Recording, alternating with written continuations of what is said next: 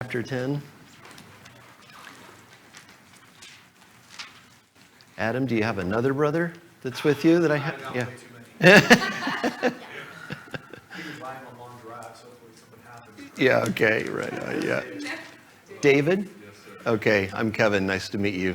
Yeah. And in the back we have Preston. Hello, Preston. Okay, so last week we came to the foot of Mount Sinai there, Exodus chapters 19 and 20.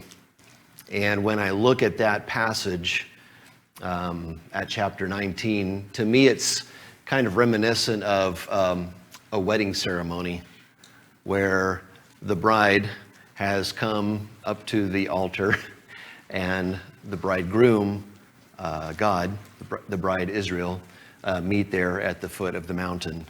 And God says, I've rescued you on eagle's wings. I've brought you out of bondage in Egypt. Will you be my bride? Will you be my people? And Moses communicates as the intercessor here for them, and they say, all that you have said we will do, right? So that's like, I do, right? And then kind of come the vows here, after that is, well, here's what it looks like as my bride. Here's how you're going to live, the 10 words or commandments. And we talked about that some, and you can kind of summarize all of that as Jesus does later on in his ministry as loving God and loving your neighbor, that these 10 seem to focus on those two, right? So that's chapters 19 and 20 of Exodus. We were remembering here, and it's pretty heavy, especially in chapter 19, that God is holy and that mankind is not. If Israel was the bride, they were not showing up with pure white linen. They were showing up with scarlet red dress, okay? And we see, the holiness of God shown with the smoke and the fire and the lightning and the shaking and the trumpet sound and his voice booming, And God said, don't come up. Nobody can touch the mountain. If they do, they're dead meat. Okay, so keep your distance, man and animal. So that was really emphasizing to us the holiness of God and the sinfulness of man. Okay. And I do think it's important for us to note, too, the order of things here, that God rescued them and then said, here's how I want you to live. If it was the other way around, here's how I want you to live, and then if you do it, then I'll rescue you. The burden of salvation is on God, not on man's obedience. Okay, so we see that all in the order of things here in Exodus 19 and 20. And so today, now we move to Numbers 10. Just a reminder here that the curriculum that's set for us is not just about Exodus. This is focusing on the life of Moses. So the emphasis is here on Moses leading Israel, God leading Moses, leading Israel through the wilderness here. So we've skipped over the tabernacle and a lot of laws there that don't really focus on Moses' life. So we get to chapter 10. I'm going to do things out of order today, just to keep you guys guessing. We're going to do our questions right away. Okay? So Numbers 10, we have 20 questions here. And we're missing several of our students who are sick. Eliana and Jones and Jax are all sick today. And Grace, I don't know if she's sick, but because of what's going on with Alora. Oh, okay. Very good. All right, well, Numbers 10, number 1. What did the Lord tell Moses to make and to use for summoning the congregation for breaking the camp? That is B, 2 trumpets of hammered silver. Number 2, what was the signal for the whole congregation to assemble before Moses at the entrance to the tent of meeting? That's D, 2 trumpets being sounded. Number 3, what was the signal for the leaders, the heads of the clans of Israel, to assemble before Moses? That's C, 1 trumpet being sounded. 4, which camps were to set out when a trumpet blast was sounded? That's A, camps on the east. Number 5, what signal did the Lord say was not to be used in blowing the trumpets together the assembly? That's D, the signal for setting out. Number 6, who was to blow the trumpets for Israel? That's B, the sons of Aaron, the priests. 7, what did the Lord say the Israelites should do when going into battle in their own land against the enemies who were oppressing them? That's D, sound an alarm on the trumpets. Number 8, if the Israelites sounded a blast on the trumpets before going into battle, what would happen? D, the Lord would remember and save them. 9, over what were the Israelites commanded to sound trumpets during their festivals and new moon feasts? That's D, burnt offerings and peace offerings. 10, what happened on the 20th day of the second month of the second year? That's B, the cloud lifted from above the tabernacle of the testimony. Number 11, where did the Israelites come to rest after they left the wilderness of Sinai? That's D, the wilderness of Paran. 12, whose command caused the Israelites to set out from the wilderness of Sinai? A, the Lord's, through Moses. 13, which camp went first when they set out from the wilderness of Sinai? That's B, Judah. 14, what 2 camps followed the first tribe that set out? A, Issachar and Zebulun. 15, who took the tabernacle down and carried it after the first 3 camps departed? C, the Gershonites and Merarites. 16, which camp was the last one to set up from the wilderness of Sinai under their standard? That's C, Dan. 17, what were the nationality of Reuel? What was the nationality of Reuel, Moses' father-in-law? That's B, a Midianite. 18, what was Hobab, son of Reuel's initial response when Moses asked him to go with them? A, he said no. 19, what did Moses want Hobab, son of Reuel, to be for the Israelites as they camped in the wilderness? C, eyes. And number 20, what went before the Israelites as they traveled for 3 days looking for a place to rest? A, the Ark of the Covenant. Any questions about those? Yes, sir. So you said, just to clarify, you said the burden of salvation rests on man, not God? No, the opposite. Okay, all right. Yeah. Yeah, it just didn't sound. Yeah, no. Did I say that? I think so. I think you did. Oh, okay. Yeah, that's not what I had in my mind. Because of the order of seeing God save Israel, and then he gives them the 10 Commandments. Shoosh. I'm glad you said something, because that's not at all what I meant. Yeah, okay. Yeah, the burden of salvation is on God who saves, and then we say, out of gratitude, I live according to the way you want. So we can't perfectly keep the law and be saved. So Probably zoned out there after. I don't know. Any more? Yeah. The order at some of the things I say, the guy that talks a lot, he has an increased chance of saying the wrong thing from time to time. Thank you, Adam, for asking, because that was not true at all. I hope the rest of this goes better. I have Numbers 11 for next week. I'd like to ask you 2 young ladies if you would pass these out to everybody so that we're not doing that when everybody shows up later. Thank you.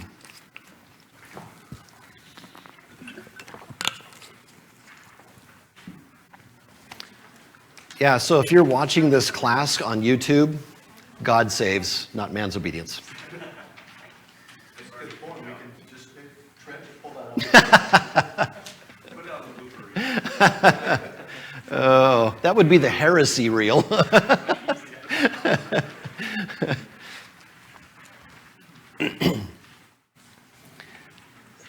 Okay.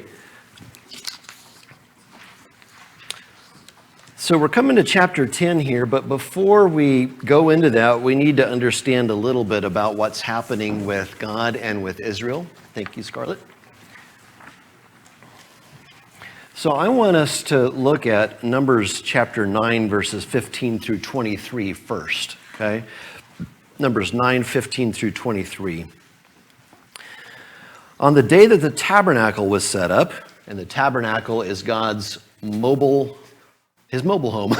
It's the meeting place here where God resides. So the tabernacle is so that it can be set up and taken down wherever Israel is. And that's set in the center of Israel in their community. The day that the tabernacle was set up, the cloud covered the tabernacle, the tent of the testimony. The cloud is God's presence. And at evening it was over the tabernacle like the appearance of fire until morning. Recall the fire on the mountain here. So it was always. The cloud covered it by day and the appearance of fire by night. And whenever the cloud lifted from over the tent, after that the people of Israel set out. And in the place where the cloud settled down, there the people of Israel camped. At the command of the Lord, the people of Israel set out, and at the command of the Lord they camped. As long as the cloud rested over the tabernacle, they remained in camp. Even when the cloud continued over the tabernacle many days, the people of Israel kept the charge of the Lord and did not set out. Sometimes the cloud was a few days over the tabernacle, and according to the command of the Lord, they remained in camp. Then according to the command of the Lord, they set out. Sometimes the cloud remained from evening until morning. When the cloud lifted in the morning, they set out, or if it continued for a day and a night, when the cloud lifted, they set out. Whether it was 2 days, a month, longer time that the cloud continued over the tabernacle, abiding there, the people of Israel remained in camp and did not set out. But when it lifted, they set out. It's one of those funny things that seems like, again and again, we're going to say it a different way just so that you get it, you know? Okay, so when the cloud is there, they stay there. If the cloud's there for 1 day, they stay there for a day. If it stays there for 2 days, the people stay there for 2 days. Okay, if it's there for a month, then the people stay there for the month. Okay, I get it. It's one of those ways to really emphasize here that when the cloud is there, that's God saying stay. And as the cloud lifts, then the people get ready to break camp and to go. And God's going to take them to the next place that they'll reside, okay? So that's the thing going on. And why, when we come to chapter 10 with the silver trumpets, why it's important that they have these trumpets, okay? Let's shift gears for a moment.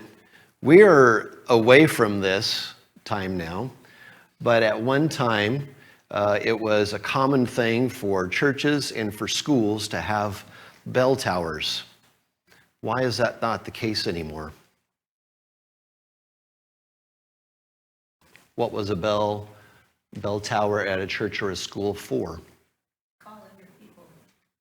Okay, to call the people in, right? For school or for church. Okay. This church building had one. In 1905, the first building was built here, and it faced that way. And there was a tower, and there was a bell in it. And then the church burned down in 1924, and then they rebuilt it facing the highway in 1925. And when they rebuilt it, they didn't put a bell tower back in because maybe it had lost its purpose. What has happened, do you think, that we don't need bells anymore to call us in? Or spread out more and would hear it. Okay, yeah, so some people are And houses are too far out, okay. Yeah. Mm-hmm. Other thoughts? Different ways to get out. Okay, other kinds of communication, right, are far more common now. Everybody's got a wristwatch, or they've got, probably more than likely, they've got their phone that they look at to know what time it is. They set an alarm, they don't even have to think, you know, that bell tells you it's time to get up and get ready and get going, you know. So that has kind of been supplanted as far as that goes. That's kind of what's going on here. Numbers 9:15 through 23 tells us about Israel staying in step with the pillar of cloud, which is God. How could 2 million people do that if that's how many there are? Well, the trumpets have to tell them when it's time to break camp and get ready to go. And there's several different things here going on here, several different reasons for the trumpet blast. But let's look at verses 1 through 10 then about these silver trumpets, okay? The Lord spoke to Moses, saying, "Make 2 silver trumpets. Of hammered work you shall make them. You shall use them for summoning the congregation, for breaking camp. When both are blown, all the congregation shall gather themselves to you at the entrance of the tent of meeting. But if they blow only one, then the chiefs, the heads of the tribes of Israel, shall gather themselves to you. When you blow an alarm, the camps that are on the east side shall set out. And when you blow an alarm the second time, the camps that are on the south side shall set out. An alarm is to be blown whenever they are to set out. But when the assembly is to be gathered together, you shall blow a long blast, but you shall not sound an alarm. The sons of Aaron, the priests, shall blow the trumpets. The trumpets shall be to you for a perpetual state throughout your generations. And when you go to war in the land against the adversary who oppresses you, then you shall sound an alarm with the trumpets, that you may be remembered before the Lord your God, and you shall be saved from your enemies. On the day of your gladness also, and at the appointed feasts in the beginnings of the month, you shall blow the trumpets over your burnt offerings and over the sacrifices of your peace offerings. They shall be a reminder of you before your God. I am the Lord your God. All right, so what are the reasons for the trumpet blasts from what I just read? Why would they be sounded? Let them know when it's time to go. Okay, let them know when it's time to go here. And for that many people, there's a lot of preparation to go. Okay, what else? What other reasons might it be blown? To signal the leaders to assemble for a conference. Okay, special meeting. Okay, chiefs get together and talk here with Moses.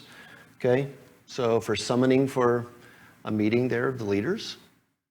What else?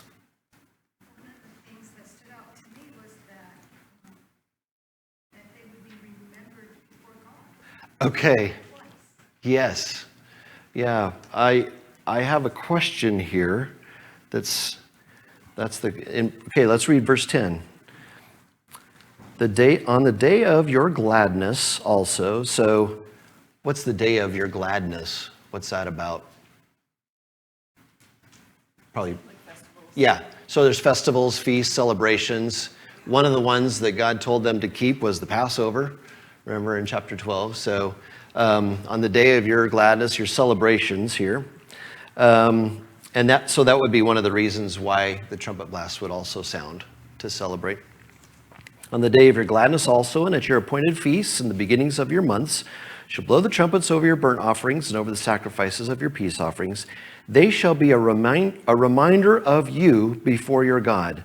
I am the Lord your God. So, who is it for? Is it for God to remember? Is it for Israel to remember? How do you unpack that? They shall be a reminder of you before your God. A little bit of both. Okay. It's kind of an image of his covenant that he's made with them. Okay. He will remember them, just as when they hear it, they will remember him. Yeah. Okay. Reminder for both of their covenant with each other. Okay. Other thoughts?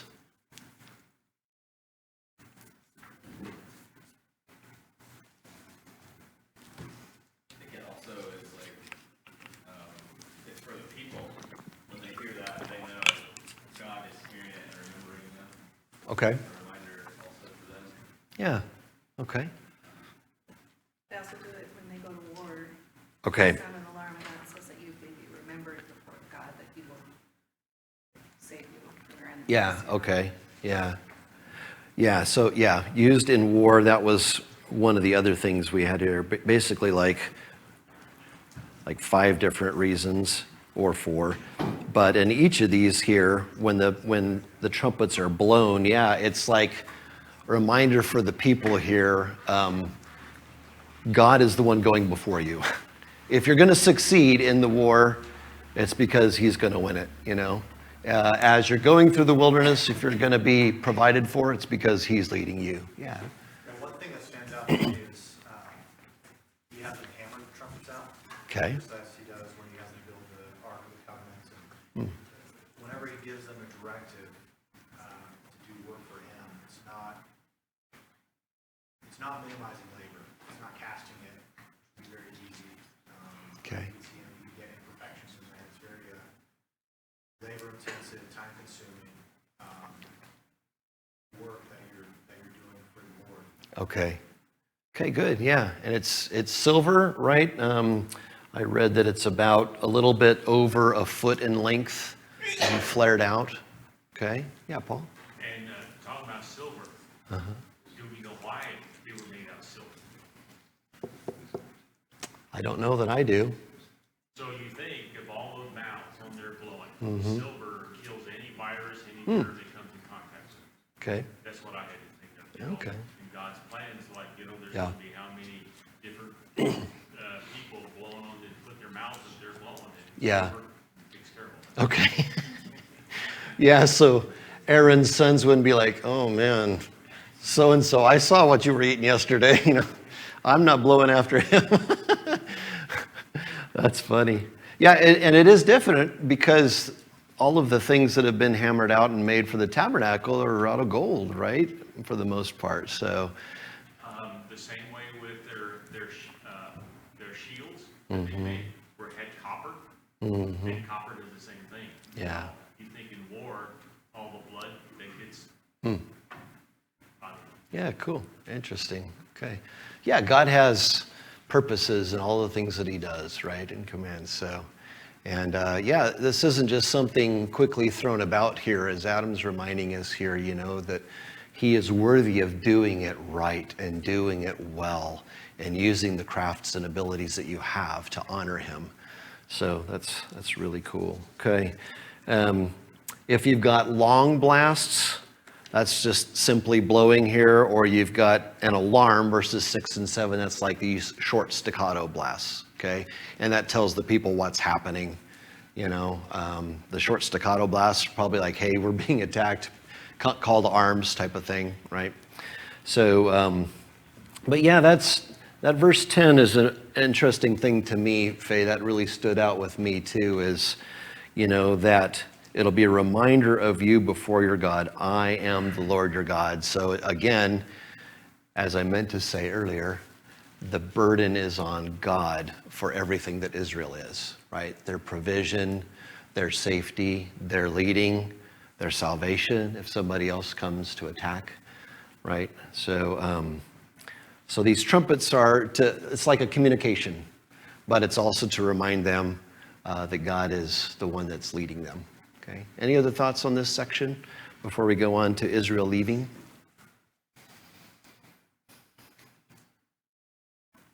Okay.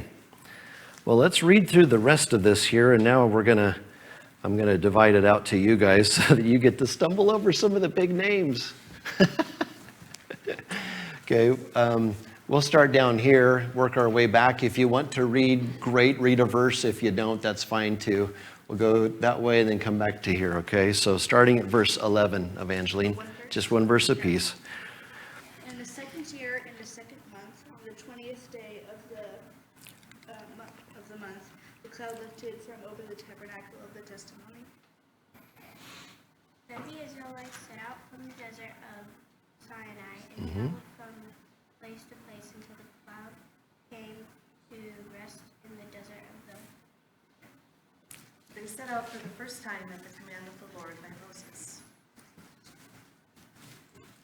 Standard of the camp of the people of Judah set out first by their companies, and over their company was Nation, Okay, sure. the son of Amminadab. Good. Nathanael, son of Zuar, was over the division of the tribe of Issachar.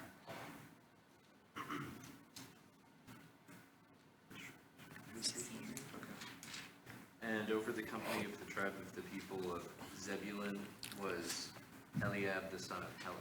Okay. 17? And the tabernacle was taken down, and the sons of Gershon and the sons of Merari set forward bearing the tabernacle. And the standard of the camp of Reuben set forward according to their armies, and over his host was Eleazar, the son of Shallum.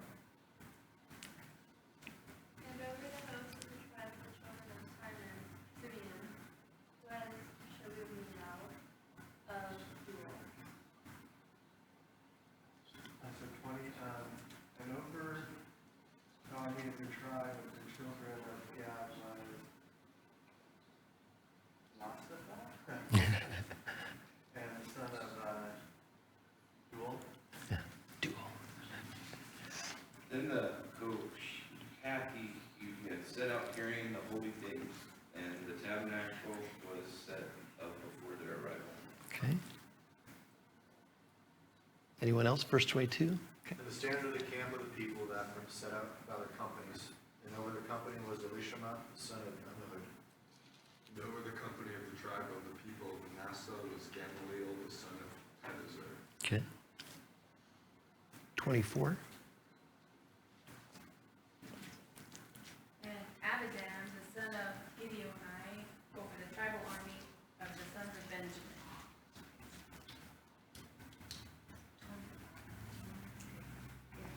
And the standard of the camp of the children of Dan set forward, which was the reward of all the camps throughout their hosts.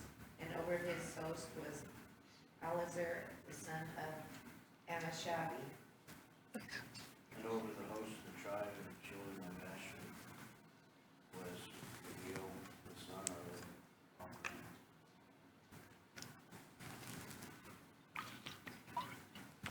And over the host of the tribe and the children of Ephraim, with Absalom, the son of An. That's where the journey of the children of Israel according to their armies. And they said, Moses said unto Mobile, son of Uriel, the Midianite, Moses' father-in-law, we are journeying unto the place of which the Lord said, I will be with you. Come now with us, and we will do thee good. The Lord hath spoken good concerning this place. Verse 30.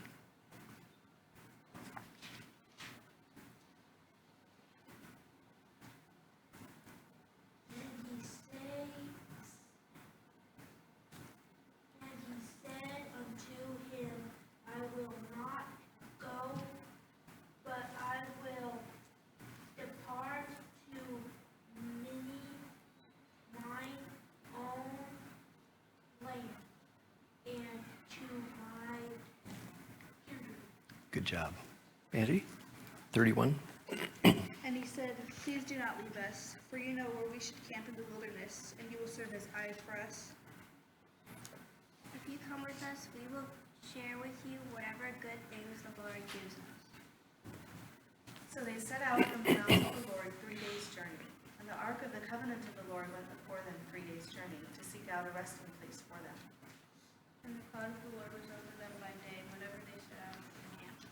Whenever the ark set out, Moses said, Rise up, O Lord, may your enemies be scattered, may your foes flee before you. And when it rested, he said, Return, O Lord, to the 10,000 thousands of Israel.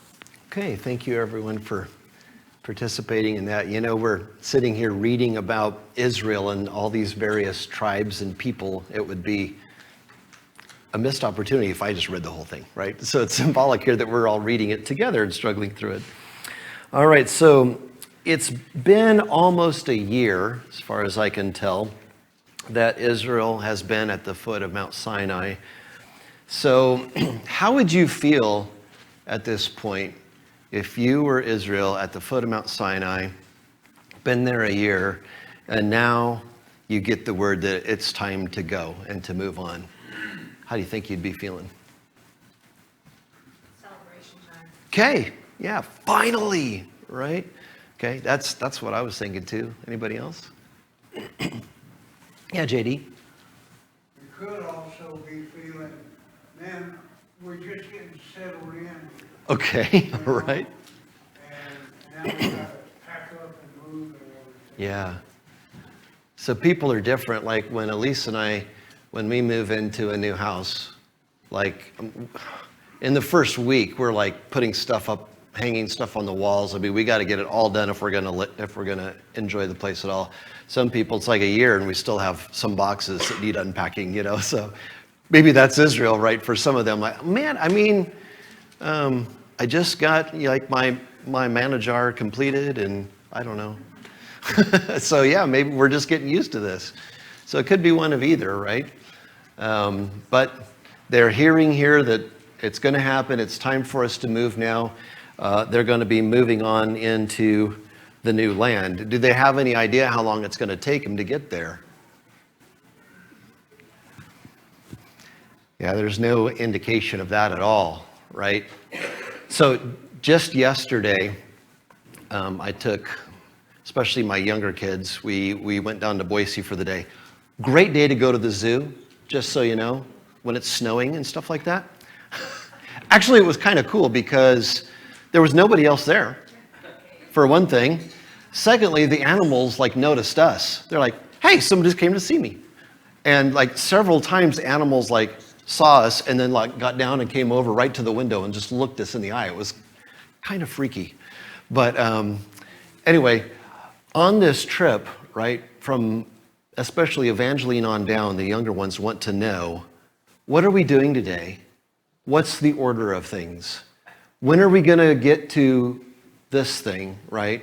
Okay, so now where are we at? Weezer? Okay, so how many more towns? You know, that kind of thing. Question after question, and of course, I'm always totally patient with it all.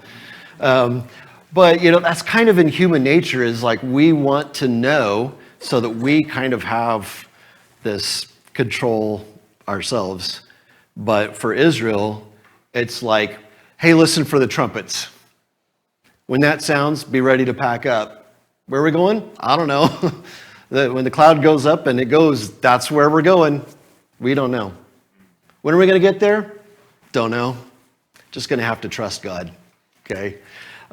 So I think there's a big lesson for Israel to continue to learn here, to trust God through the years to come here. And they're not going to do great with it, but that's part of the journey. So yeah, I don't know. There's probably a mixture of how they're feeling here after being a year at the foot of Mount Sinai and they're leaving it. Maybe it would have been comfortable too to think like, wow, this is where God came down. We saw the fire and lightning and all this stuff, you know.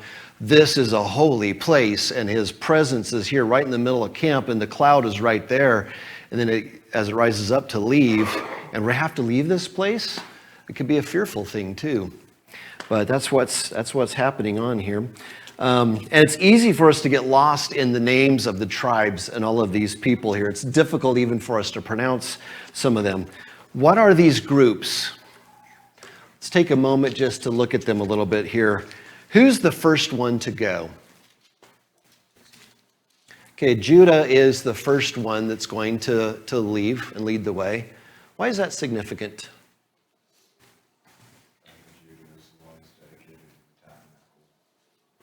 Okay. Who does a really important person come from? What line? Yeah, yep. That's what I was thinking about too. So Jesus, the lion of the tribe of Judah, that's going to lead the way. Then we've got Issachar, we've got Zebulun. Then we've got the sons of Gershon and Merari. And what are they supposed to do? Huh? Yeah, they're taking down the tabernacle and are responsible for transportation, right? These are the guys that know how to play Tetris before it was a thing. They know how to put it all in the right bags and all that stuff, you know. So you gonna get this all to fit in here and then swagging? They're like, yep, no problem, you know. And so they're the ones that are responsible to take it down and for transport. Then after that, we've got Reuben, we've got Simeon, we've got Gad. What about the Kohathites? What are these guys supposed to do? They carry the holy things that go in the tabernacle. What are some of those things? The lampstand, the showbread, probably the Ark of the Covenant. Okay. Does that seem like fairly important stuff? Okay, they have an important task here to carry the holy things that go in the tabernacle, okay? So that's their responsibility. We've got Ephraim and then Manasseh and then Benjamin. What does Dan do? What's he responsible for, his tribe? Rear guard. They're the rear guard, okay? So they're bringing up the back here, and any foreign nation comes to try to, you know, cut them off, come from behind here and attack. Dan is ready with the defense, and then we've got Asher and Naphtali back there with them too, okay? What do you make of God assigning these things? That there is a definite order of the way they're all supposed to go, and that some of them have specific tasks that they're supposed to do. What do you make of God doing that, commanding it like that? God loves to organize things. Okay, God is a God of order, right? We see that in creation from the very beginning, okay? What else? I had to think of the church. You said he gave some prophets some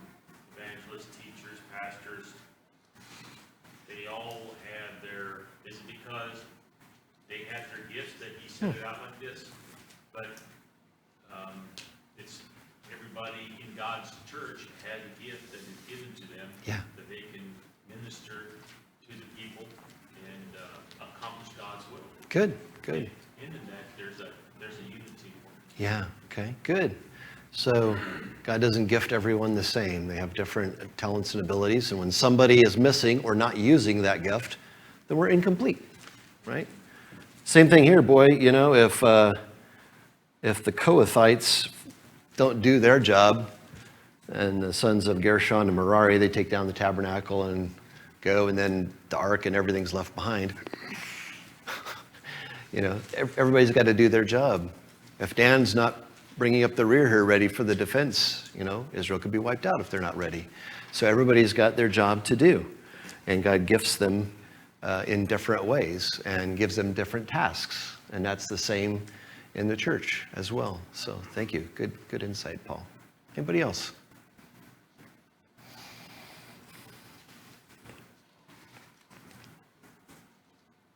Okay, we'll come to that, back to that in a moment here. Who is Hobab? Son of Reuben. Okay, so Numbers 10:29 seems to say that he's Moses' brother-in-law if Reuel is Jethro, right? Because Jethro is Moses' father-in-law. But then if you look at Judges 4:11, it says that Hobab was the father-in-law of Moses. So what are we to do with this? What do you think, Adam? Probably somebody passed away, and so the patriarch of the family would become somebody else, and so Okay. he would then become his father-in-law, just a new title. Okay, that could be. Good. Anybody else? I feel like maybe he could have two different names, Okay. like, Mm-hmm. yeah. Yeah, the footnote here, the relationship of Hobab and Reuel, you know, to Jethro is uncertain. The simplest solution is that Reuel and Jethro are alternative names. Yeah. For Moses' father. Yeah, Reuel and Jethro, same guy. Okay. In our family, who's Nani? Eliana. And who's Eliana? Nani. Two different names, same person, right? Okay. Yeah. And perhaps, you know, you guys in your families, there's nicknames or various things like that that you do, you know, and they're known exactly the same. Okay. So that could be too. Hobab could be the brother of Reuel or Jethro, so actually an uncle, but in that culture, all men were called fathers and women were called mothers, so there's some things like that too. So I guess what I want to do is show you here that sometimes there's things that come up that could look like inconsistencies in the scriptures, but it doesn't mean like, oh man, well, here it says he's this, and over here it says something different, so therefore I can't trust this. There are some simple explanations sometimes. Yeah, Bo? Could it also be that when it says Moses' father-in-law, it is talking about Hobab? Mm-hmm. Because in the translation, depending on how those kind of clauses work in Yeah. Hebrew. Okay, so sometimes the he might refer to somebody else, the pronouns. Yeah, okay, yeah, so there's some pretty simple explanations. So it doesn't mean that we have to chuck the whole thing and we can't trust it, right? Okay, so what does Moses do with Hobab? Come with us. Yeah, he invites him. And why does he invite Hobab along? He knows a lot.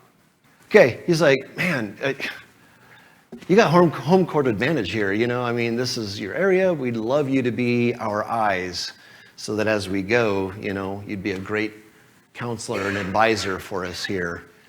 And would it be good for Hobab? What does Moses say there? Whatever good the Lord does, we will do unto you. Okay, yeah. So God's blessing his people here, and if you're part of this, it's gonna be good for you too. Okay? Come along with us. What does Hobab say?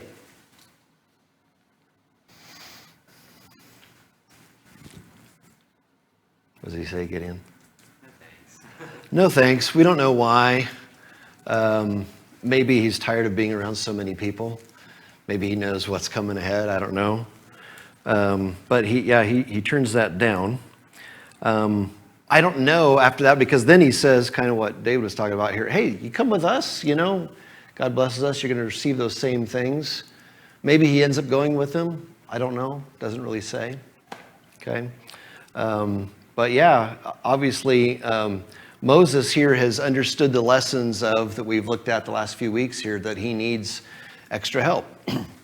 Whether it was Jethro's advice about let's divvy things up here and have more judges than just you, or that he needed Aaron and Hur to hold up his hands so that he could continue and that they could fight the war. And then there's also, we've got Joshua here introduced that's going to be leading the battle, right? So there's these other people here, and he's recognizing, Hobab, you would be good to help us here to continue in the land. He had a place to play there too. Okay, so we're coming to the end here. Just want to apply something here, and this is something I don't know if you saw it or not, what feelings you have about it, but there was a series that came out on Amazon Prime called The Rings of Power, and kind of loosely taken from some of J.R.R. Tolkien's writings, not from The Lord of the Rings, but others. And there's a saying on that by this one group called, it said, nobody goes off trail, nobody walks alone. And so all these people would say that as they're going along, And it's important for us to go together. It's important that people have a vested interest together, that they're ready to do their part, and that they know their place and in what way they're going to serve. That's what we saw with the different tribes, right? That some of them had specific responsibilities. All of them had a specific place and, when they were supposed to depart, a very particular order there. So I'd like you to consider, what are your gifts and abilities that you have? Maybe some of them you know well already. Maybe some of them you need to investigate a little bit to understand what they are. Maybe for younger people, you're just starting to discover some of them, right? Are you doing your part in God's kingdom? If you have a gift, if you have a talent, an ability, and you don't use it, then you're not doing your part in God's kingdom. It would be like the Kohathites forgetting to bring the holy things along. So if God gifts you with it, he wants you to use it for his glory, right? So that was one of the things I brought up about this picture here, that my friend Brian Syme, who's a professional artist, did that. And he has work all through the week for various fantasy games and books and stuff like that, where he's given these, here, draw this, and then he'll turn it out, and he's just making these all the time, And I said, well, Brian, now that you're a Christian, are you going to use your talent for God? And he's like, oh, I don't know, and he struggled with that for about a year or so. And I just every once in a while would slip that in again. Hey, when are you going to do this? When are you going to paint something here from the Bible, a person in it or a situation, And he kind of kept pushing it off. And then finally one day I said, hey, we're going to start studying the life of Moses. We're going to look at Exodus. And he thought for a little bit, and he's like, I think I'd like to paint something about Sinai, God coming down and Israel coming there. I'm like, cool, so that was his work there, using his talent really for the first time to specifically bless the church, right? And when he gave it to me, he said, use it however you want, this is my gift to the church, So that's just a person who's in his early 40s who came to faith late, realizing the talent he had and then using it for God, So it's never too late for you to discover a talent or an ability to use and to use it for his kingdom, just like every other one of these tribes here had their place and had their abilities to use too.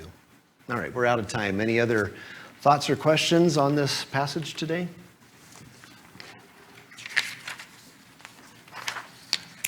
Okay, thank you. We're going to do Numbers 11 next week. Let's close in prayer. Father, we thank you for your word. Thank you for it laid out so plainly to us here that we see, and we get confused with the names and have a difficulty even pronouncing the names here, but we see, Father, that you have a place for every tribe, every person.